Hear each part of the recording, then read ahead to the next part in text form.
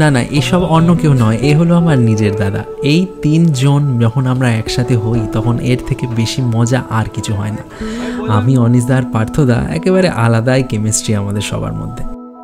সেদিন চলে গেছিলাম বনগাঁতে, দাদা জিটি কিনেছে তাই গাড়িটা চড়তে। যদিও গাড়ির প্রতি সেরকম ফ্যান্টাসি আমার নেই, তবে হ্যাঁ, দাদা কিনেছে বলে কথা, চড়তে হবে, এটা না হলে কি হয়। বনগাঁ থেকে ডাইরেক্ট চাকদা রোড, দুর্দান্ত রাস্তা। সেই রাস্তায় গাড়ি চড়বো বলে বেশ কিছুদিন ধরে বায়না করছিলাম। আমার নিজের 4 হুইলারটা নিয়ে আমি যখন বেরোই তখন এতটা জোরে চালাতে ভয় পাই, কিন্তু দাদা একবারে সুপার এক্সপার্ট ড্রাইভার। ও যখন গাড়ি চালায় তখন আর জাস্ট মানে কি বলবো, চোখে কিছু দেখাই যায় না, শুধু জলটুকুই বেরোয়, এরকম একটা অবস্থা। সেদিন চলে গেছিলাম বেশ কিছু প্ল্যান করে। আমরা বনগাঁ থেকে চাকদা অবধি টানা গাড়ি চালিয়ে, মানে দাদা চালাচ্ছিল, আমি চড়ছিলাম যদিও।